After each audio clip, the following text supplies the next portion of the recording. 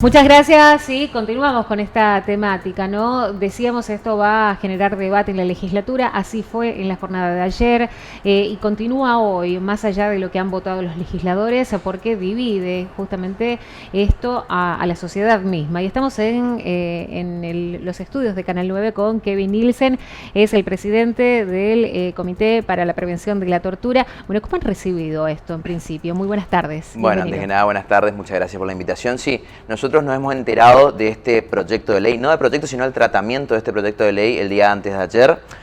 Supimos que iba a estar en el orden del día con, bueno, menos de 24 horas, entonces lo que hicimos fue entablar contacto con algunos diputados y finalmente la necesidad de emitir un pronunciamiento público. ¿Esto por qué? Porque el Comité para la Prevención de la Tortura, para que la gente entienda, somos un organismo que nos dedicamos por velar por los derechos de las personas privadas de libertad, visitando cárceles y comisarías permanentemente y diversos contextos de encierro.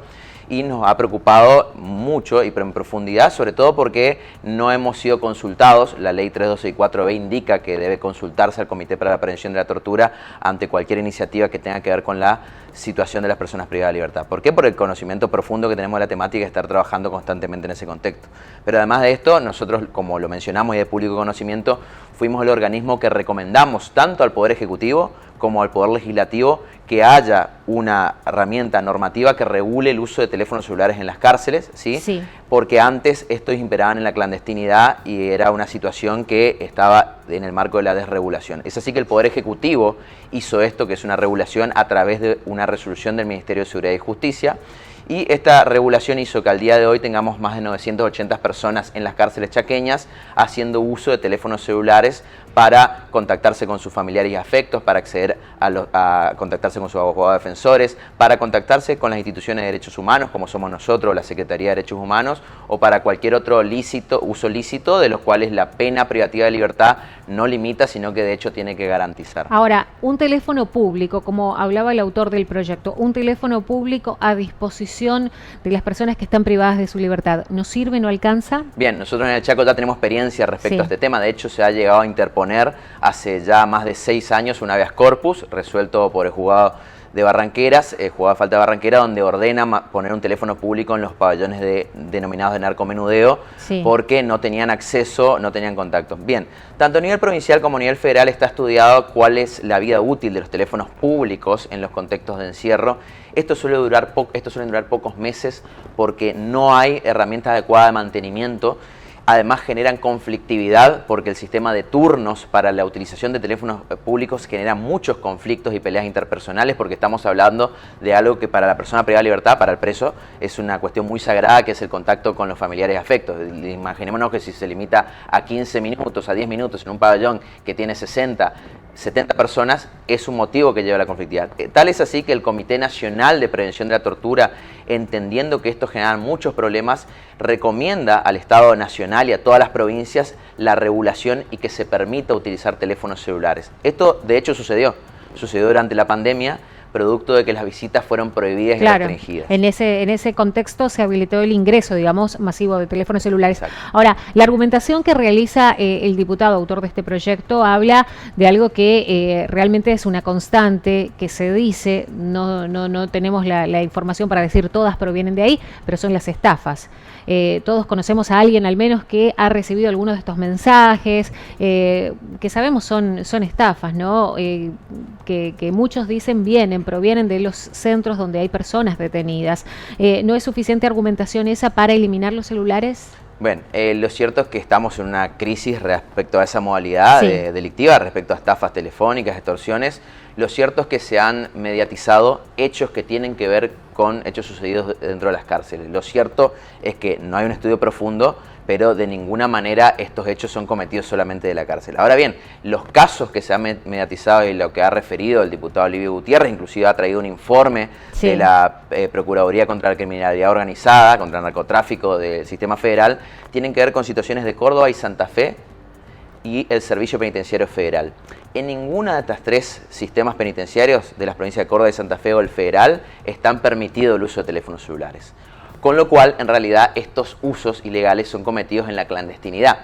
es distinta a la situación de la provincia del Chaco, donde justamente la legalización permite prevenir este tipo de hechos e investigarlos adecuadamente si no se pudo prevenir. Básicamente en el sentido de saber exactamente de dónde y de qué manera vino el llamado telefónico. Es decir, los argumentos para prohibir el uso de teléfonos celulares son de provincias donde están prohibidos, ¿se entiende? Bien, son pero casos claro, sí se entiende, pero hay certezas sí. de que no provienen entonces directamente de acá, digo, esas clases de llamados, de estafas o de extorsiones, porque también se hablaba aquí de extorsiones a familiares de personas que están también privadas de su libertad. Sí, eso la verdad que lo ha mencionado el diputado, sí. No conocemos ningún hecho desde el comité, no conocemos ningún hecho, pero ni siquiera mediático ni judicial acerca de esa situación. Hubiese sido por supuesto interesante que se exponga, pero sin duda tampoco hay que caer en esa confusión. Si esto sucede, si esto llegara a suceder, precisamente la legalización actual y la regulación actual, o la que se pueda generar a partir de este proyecto de ley, que modificó de prohibir a limitar,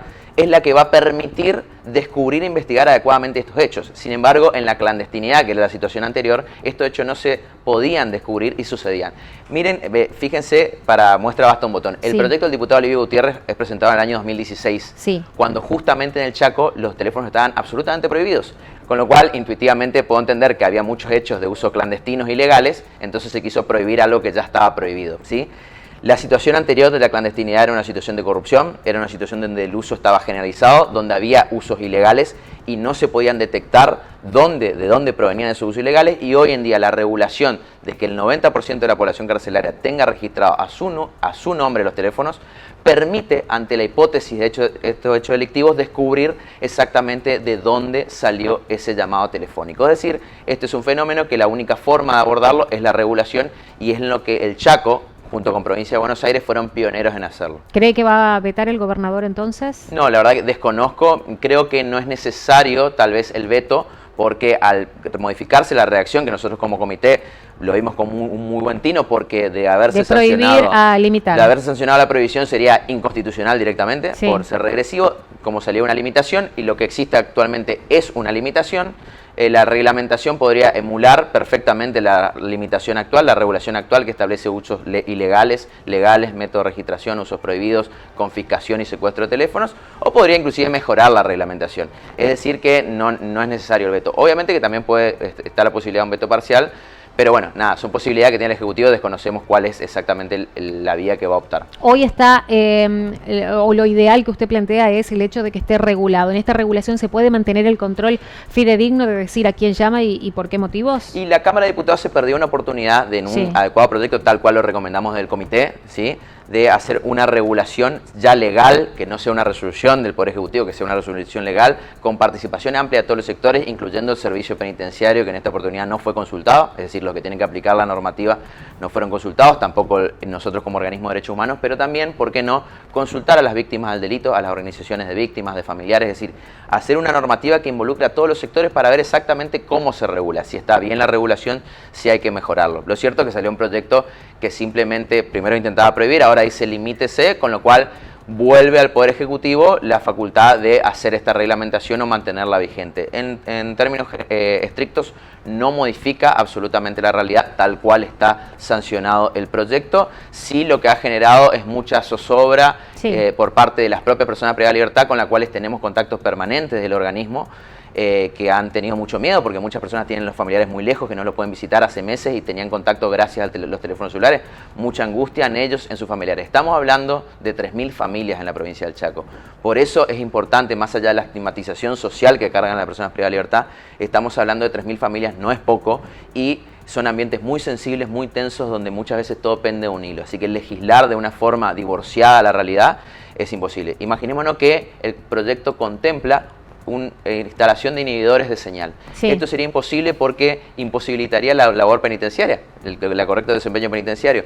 Muchas veces gran parte de las comunicaciones internas que se hacen, esto lo sabemos nosotros porque conocemos los contextos de encierro, se hacen a través de teléfonos celulares, porque a veces no hay handys o no están en un adecuado funcionamiento, entonces ni siquiera podría, más allá de los derechos de los presos, no podría posibilitar o dificultaría al propio trabajador al propio del trabajo servicio penitenciario, exactamente. Kevin Nilsen, le agradecemos muchísimo su presencia y bueno, sumamos también su palabra a este debate que quizás no se ha dado en la previa de la discusión legislativa, pero la seguimos dando también como sociedad. Muchas gracias. Gracias a ustedes. Así pasaba el presidente del Comité Provincial para la Prevención de la Tortura sobre este tema, ¿no? Celulares sí, celulares no en la provincia de Chaco dentro de las unidades carcelarias. De momento la prohibición no, pero sí la limitación. Continuamos en Noticiero 9 al mediodía.